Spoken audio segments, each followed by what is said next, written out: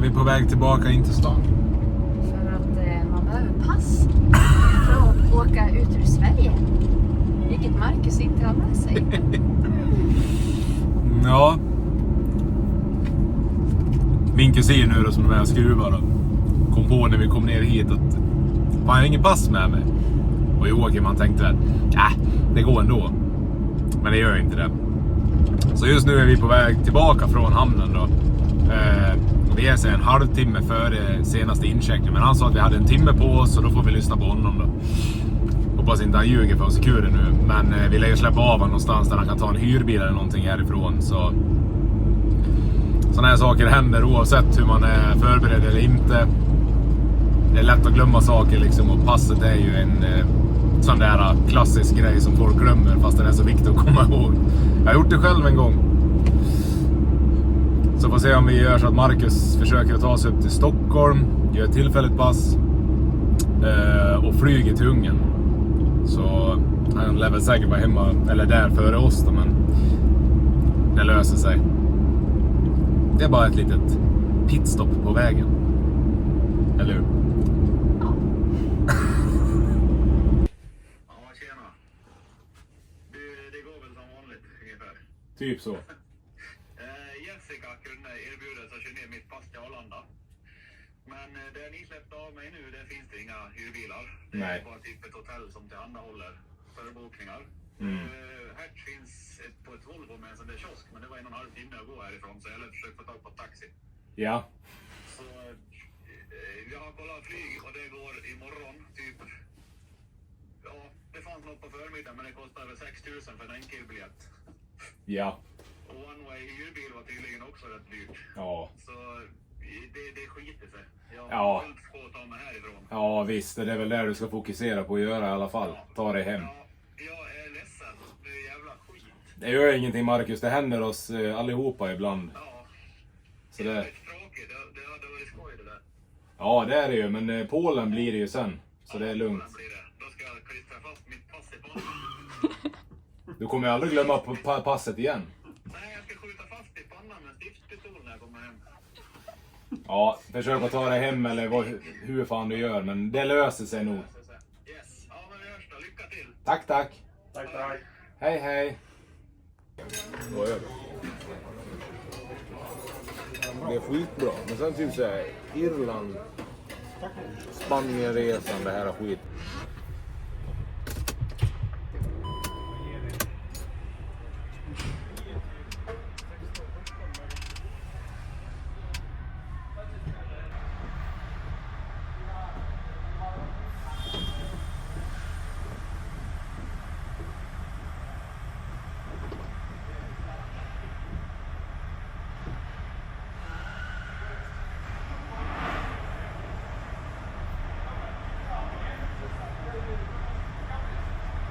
There's something about his fun, you know, he came back from like, I'm just not gonna drive, I'm gonna drive, I'm gonna win.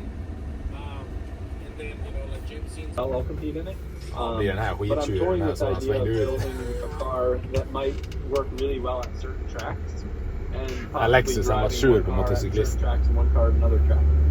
Isn't that the beauty of being a privateer team? No offense to obviously being like a force acting but doing your own things like, you know what, let's go build something silly and everything. Like there has to be something fun behind that we just sometimes lose. But there's pros and cons of both ways, right? To be a factory RTR driver. Brother, we'll see you around. Thanks so much, man. Thank you guys, I appreciate it. Have a good night. Bye.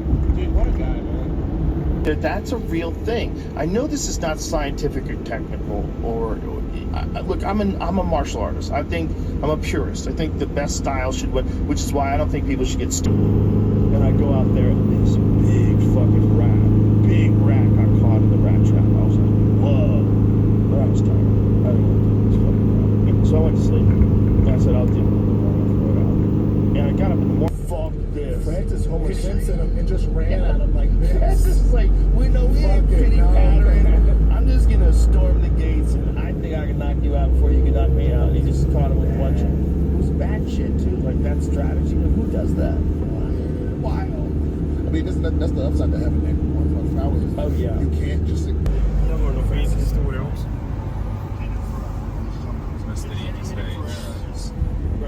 fucking. That was Jamie. He just fast forward. Ties out the window, and now it's wild time. It's also like he's a race car burning, race fuel. That bitch is good run. Sen är vi It's also rätt iväg liksom. so now he knows he's heard us and he's.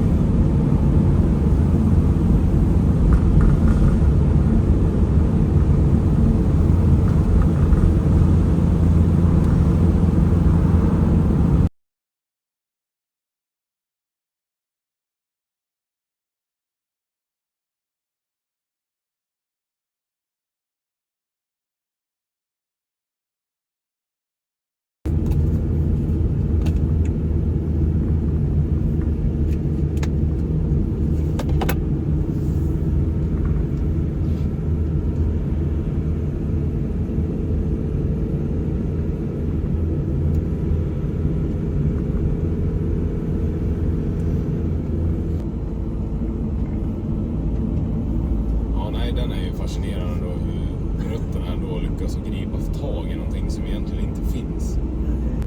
Till höger. Det är vänster. Varför? Är ett verkas på höger och vänster. Det erkänner. Men jag filmade ju åt höger.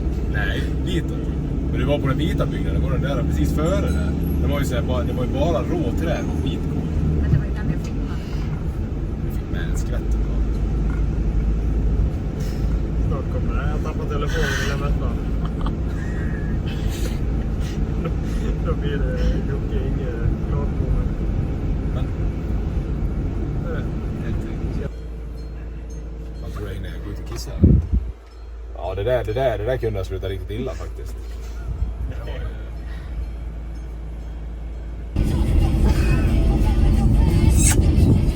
Ja, nej, du står still. Nu jag bara lägger av. Ja, det är skit. Ja, just det. Man undrar mycket.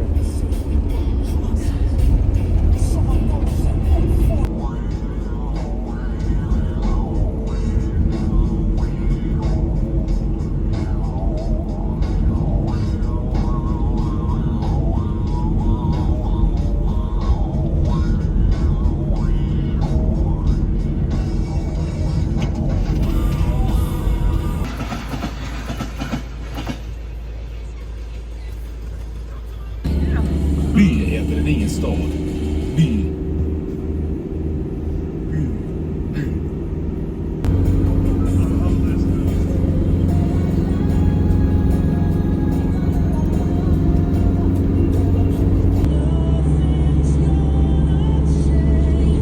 Ja, då är vi i Ungern då. Ja, det är en bro här.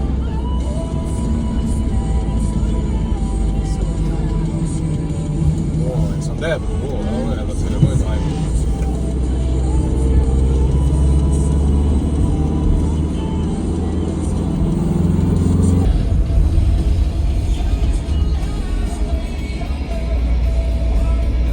Känns det bra?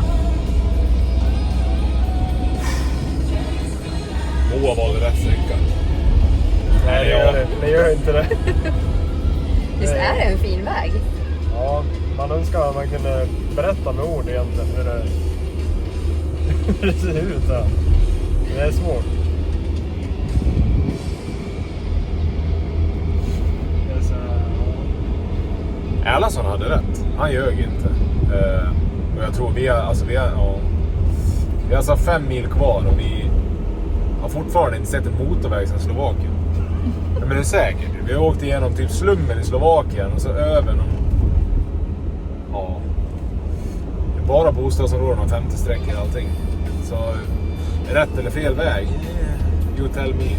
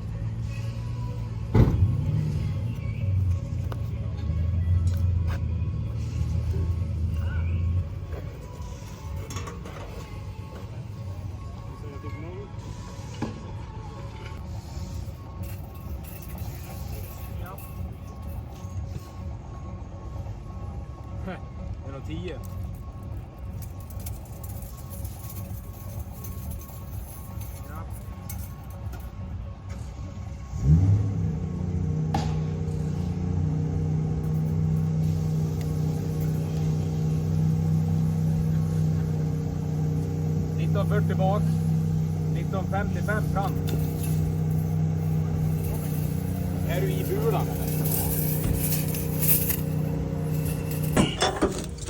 Det suger till en fin bäst.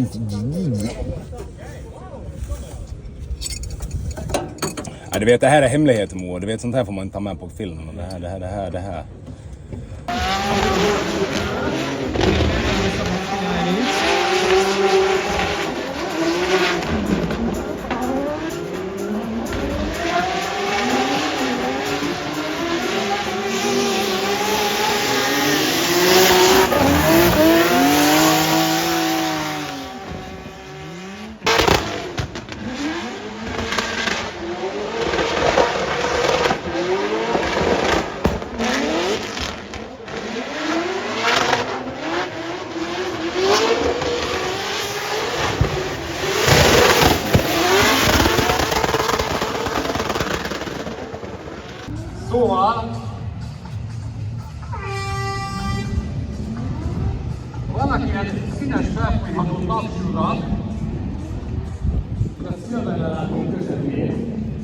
Along. Next driver up will be J.Andersson. J.Andersson in the S14 from Sweden, 800 horsepower Mercedes engine, which is just crazy to me.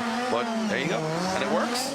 It does work. Let's see how Joachim gets on here as he goes into that first corner. The crowd hold their breath.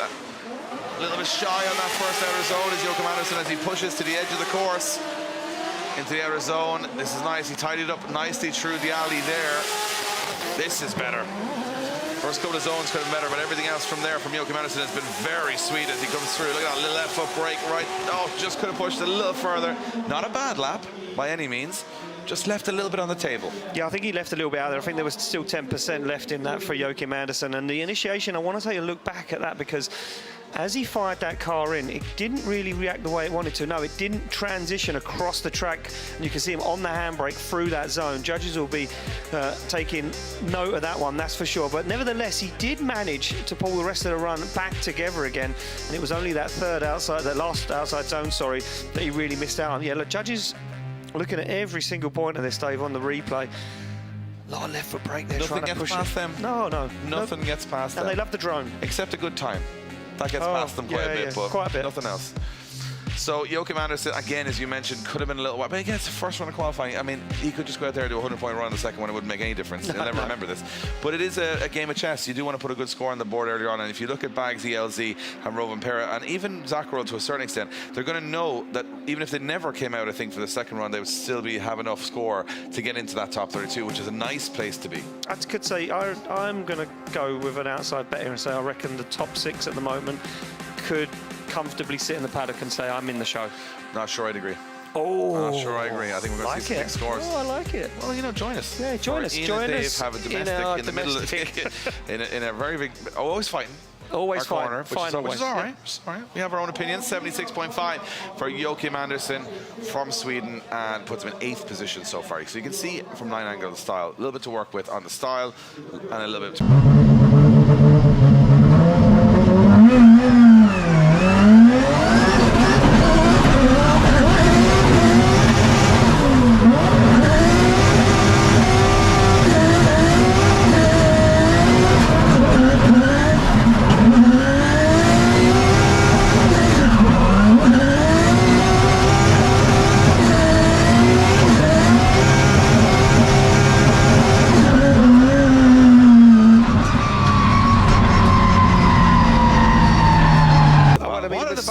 What are the battles going to be like? Still got a lot of drivers to go. It's a lot of drivers to go. So now J.Andersson's been knocked down into 33rd position.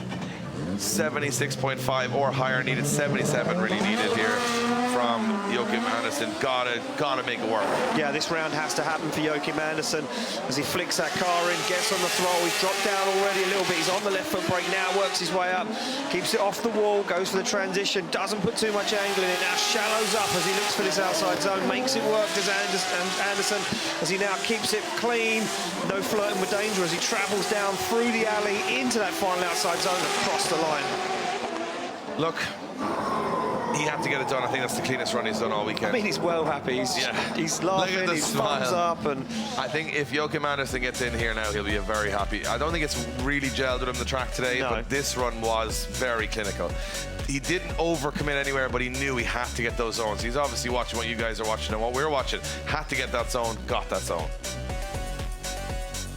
Nice angle here too, by the way. I really like this. You're like fluid side to side. It was Kevin O'Connell said it needs to be like a touch and go, in it, out of it, and that was what it was. Nice and smooth here. As you can see, it's getting dark very fast here in Hungary. As Joachim Andersson, I mean, I think that's going to get him higher score. I think I'd like to see that in the 80s, but I don't know where the judges are. Low 80s, I think. They're over there. Well, I know they're over there, but I can't talk to them. They're too busy being boring and saying everyone's boring. No, I agree. Criteria. Can't put a wheel out of the zone. 88, there you go. Joachim Andersson, job done. Swedish driver jumps up into 13th position, meaning we are rising and rising this, I would say, cutoff zone, right?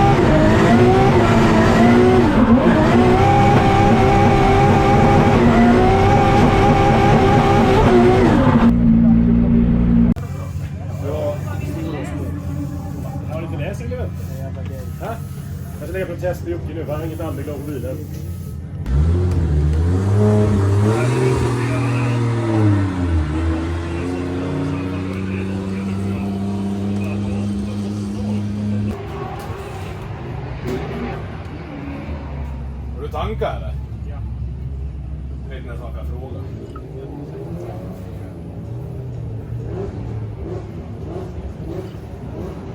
Ja, vad ska vi göra nu då? Natträna.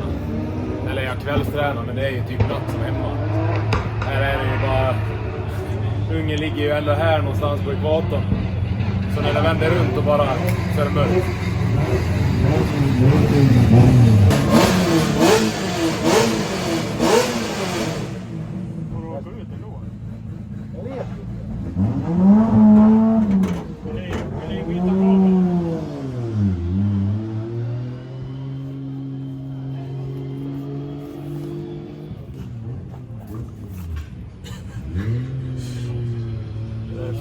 Grillkål och grabbar.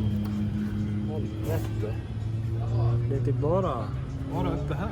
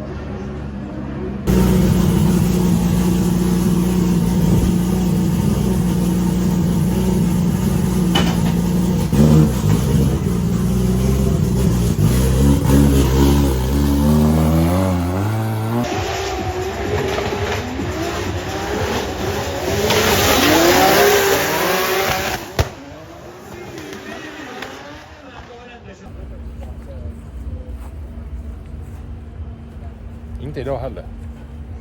Vad? Inte inkvarare. Inte för första i alla fall. Det var väl visst. Efter första när alla hade kört, då var vi i topp 32. Det är det enda som räknas. Sen då? Akta kabeln nu, snubbla inte. Ser den. Du vet hur det blir. Det blir inget vettigt. Vadå? Hello.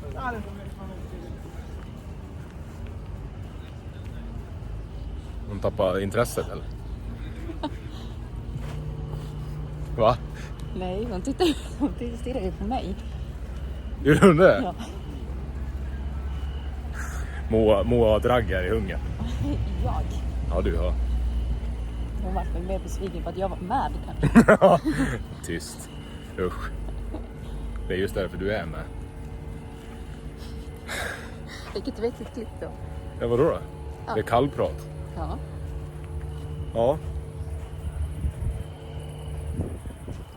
Ja, inkvalade på 24 plats med 88 poäng. I vanlig ordning så Drift Masters påvisar ändå vilken sjukt hög nivå det är. Och det är lite tråkigt ändå att man inte är liksom uppe på det övre planet den här tävlingen heller riktigt. I Riga däremot är en sån här besvikelse. Det var så här, så jävla dålig var inte repan igen. Det tyckte jag. De var lite hårda i sin bedömning. Här är det väl ganska rättfärdiga. För fan vad de har åkt alltså. De ligger på djupet överallt och sen vi har väl haft en hel del strul. Tappa mekaniker. Batteritorsk på båten. Trafikstopp. Försenade till eventet. Ja, massa tok. Men vi är här. Och det är färdigt. Så nu är det bara att ladda inför topp 32. Natträning var ingenting att egentligen prata om. Men nu ska vi gå in och duscha för första gången. Det ska bli jävligt skönt. Kanske. Det är väl kö här.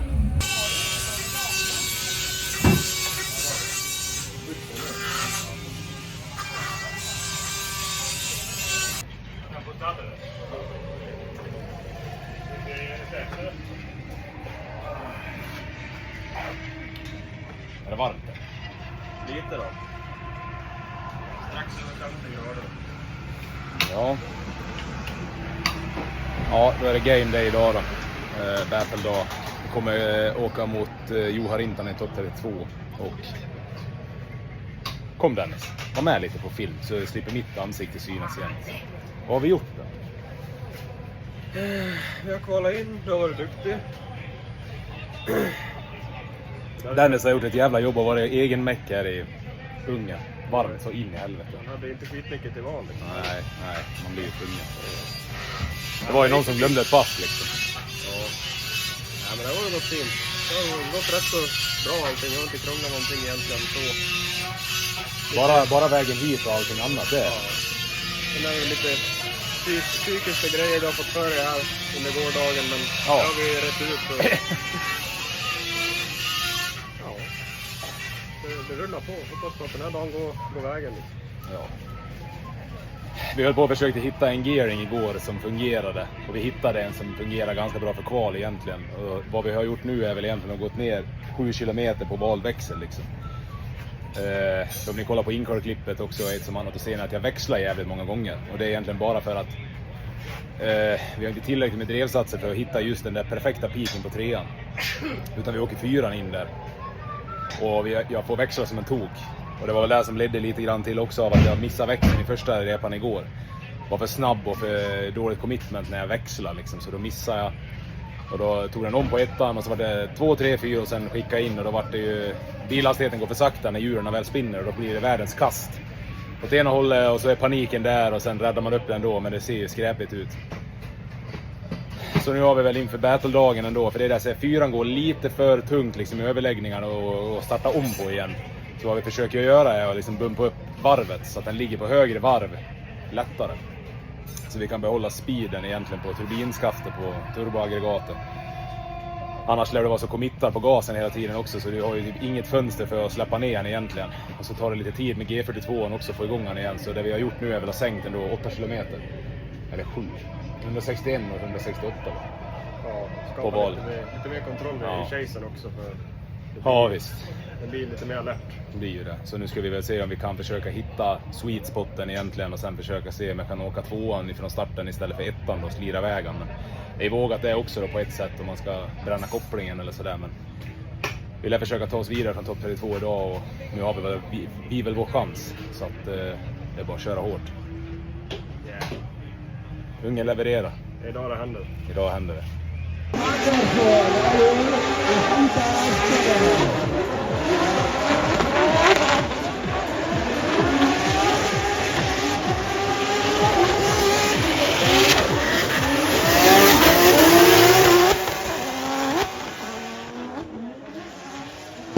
aki oszállt egyenlően nem olyan túlvéve a szabályzatban is benne volt, hogy nem lehet egy dízel.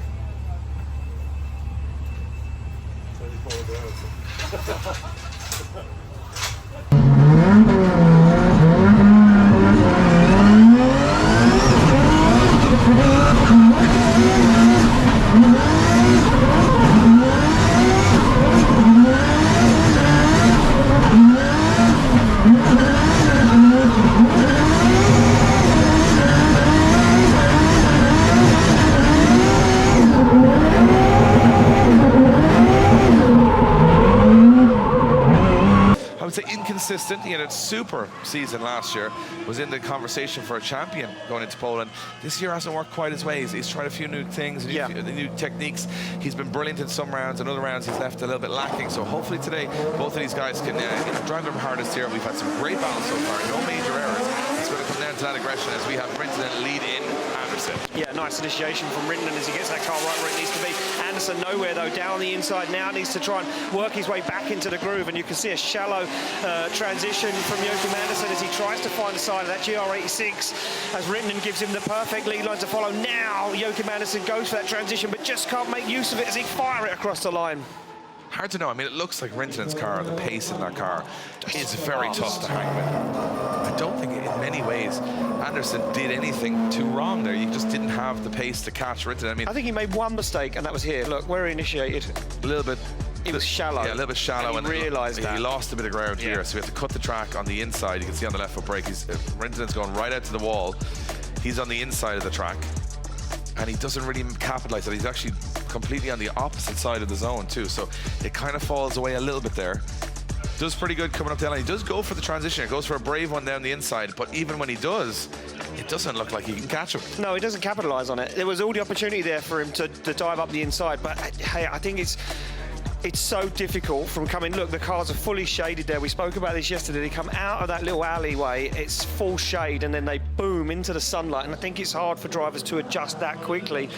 Your muscle memory comes into play massively then.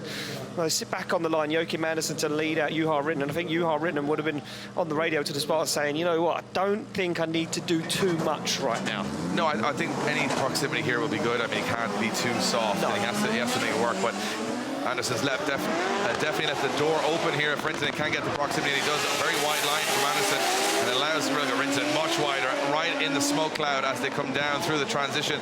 Rintanen is in the perfect place to pounce, getting up onto the door as soon as he can. But look at this, Andersson now starting to find a gear and move as fast as he can, and Rintanen now getting left a little bit behind as Andersson slows down just before the line, allowing Rintanen to make it look a little bit better than it was. I think Rintanen was pushed on the ropes a little bit there for the second half of that run, because Joachim Andersson stepped up a gear and started to drive away a little bit. And I think it wasn't for Rintanen playing it cool and having that experience as a driver, I think he could have left himself in trouble there. Let's take a look back at the replay. And Joachim Andersson, beautiful initiation, kept that car nice and high on the bank, and Rintanen really used all of that and come through that smoke trail, looked at the transitions perfectly, same time, goes for it. Rintanen doesn't really do too much here. Like I say, I think the spotters would have said to him, you don't need to go too hard, just give him a little bit of proximity, because there was none from Joachim Andersson in the chase. But here, for me, Dave, I think he was bordering on here, letting Andersson claw some points back in a lead position. I think he went for the dive expecting that he would be far faster than Andersson. It just didn't materialise that way. Yeah. And Andersson does get a wheel into that outer zones, but Rintanen, because he has to do so much left foot braking to extend it there, Andersson, he allows Rintanen back up on the door just as they come across the finish line. No pun intended. No. And I'll tell you what, that's a close one. Let's see which way the judges go. It is for a spot in the top 16. Juha Rintanen or Joachim Andersson. Who's going to get the win? And it's Juha Rintanen getting the win. Juha Rintanen gets the win. You can see the nod of approval from Rintanen, but not a confident one. He wasn't probably so sure if that was going to be the case. He also is a man of very reserved emotion. What you're trying to say the Scandinavians are very reserved? The Finnish. Oh, just the Finnish? Specifically the Finnish. Oh, no, yeah, because Oran Nilsson and Kavia are very animated. Yeah. So I think it's a Finnish way of being, you know, very cool, reserved, cool, calm, collected. Yeah, and don't celebrate until you've something.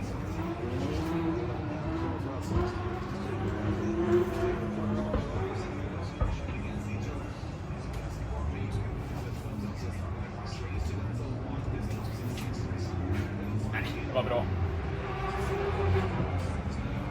Jag har problem med start liksom. Det är ju vad det är. Vi måste komma på någonting hur vi gör liksom. Det är drevning eller vad. Fjädring eller någonting. Ja, visst får de att montera, men de kommer inte på inför den här diplomatsäsongen. Det har dragit ut i tid liksom. Kommer de att testa? Ja, ser någonting. Sånt här problem faktiskt att starta har jag aldrig haft. Men nu har jag extremt. Det är där det är. Alltså, jag kommer ihåg när jag var i Österrike 2022. Vi hade typ ingenting. Som i däckfrihet. Vi hade typ 2,8 bar. Och det gick ändå. Det är också liksom... Det här är ju primitivt Sverige. Jag har inte haft det andra heller. Så det är det man ska göra heller. Det är vad det är liksom. Det friken är man med såklart. Men vad ska jag göra? Det går inte. Jag gjorde ju... Fick lite väl tidigt också där mot sexan med, men jag hade inte tagit ändå på den där leaden ändå. Misstagen med tjejsen är ju liksom distansen. Och jaga ikapp det liksom, som det alltid är. Om man är segare och ska ligga bra, då måste man verkligen ha perfekta linjer. De som har bäst perfekt så kan ju liksom skapa och ändå Annars kändes det bra liksom, konstigt så. Bra commitment till lead. Alltså, bra tjejs också så. Så jag försökte ligga på honom också liksom, och ta det där sista i alla fall. Men det är också samma sak där. Lägger över liksom, och är på gas. Liksom, men de bara fattar inte vad de gör. Eller där man viker för tidigt liksom, för att korrigera. Men...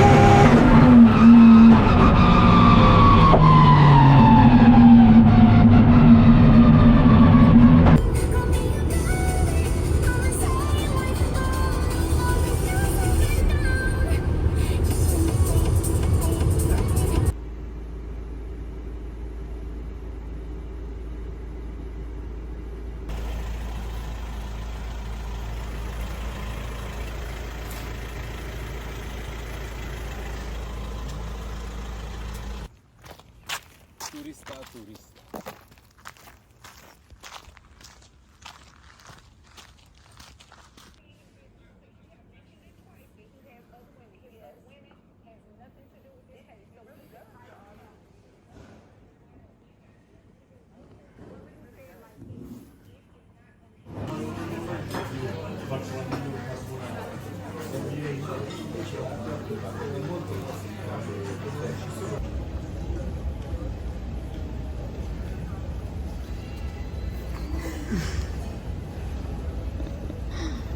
Jag vill vara vaken nu. Sen klockan 10 på lördag. sov vi kanske en timme. Inte ens det. Jo, det, ja. Det tror jag. Jag ställt av ekipaget hos Drift Masters Grand Prix. I Plotsk. Bara för att spara på en färjeresa, spara tid hemma också, arbetstid. För alla inblandade parter. Så vi är väl lite mosiga. De gjorde det rätt bra ändå. Hade en bra struktur hela helgen och hade en bra disciplin. Jag tycker det funkar fint. Ja, det har inte varit något gjort. Förlusten på Joa är ju liksom en marginell sån här... Jag får kolla på den mer och mer nu ändå. Jag är rätt bra med. Det är bara han kliver på gas tidigare än mig liksom. Och så här sticker jag. Så jag har bättre pace bara. Nej, så. Du ska ju våga själva liksom och kliva på mer på däcktryck och grejer. Det kan lika gärna bli fatalt också. Men overall en jävligt bra helg och varmt, skönt. Svettigt. Jag köper nya keper. Då hade vi finstidstemp när vi startade på lördag morgon. Ja, 35 grader varmt på insiktstempen var det. I skuggan. Under tältet. Oljetempen låg på 31 och vattentempen låg på 38. Så, det är ju där i kroken. Det var varmt. Det var bara varmt. Temperaturen funkar och allting. Det är också fascinerande. Ja, vi klättrar väl upp ett par placeringar till 28 va? Så kanske få vara med i B-gruppen nästa gång igen. Det är ju konsekvent med dina topp 2-placeringar i alla fall. Ja, jo, det är inte en enda ovanför eller under mig som har 16, 16, 16, 16, 16. Utan de har 48, 16, 0, 16, 32. Så konstant dålig. Nej. Så när vi i Warszawa åkte vi till buss, segla lite, käkade rätt bra, restaurang. Oj. Men rätt trötta. Så nu är det mellanlandningsflyg härifrån Polen till Köpenhamn. Och sen från Köpenhamn till Arlanda och sen hämtar Johanna upp oss. Och sen slippa rådjur och sen kanske... Ja, slippa rådjur, just det. Ett rådjur är taget av Janne här.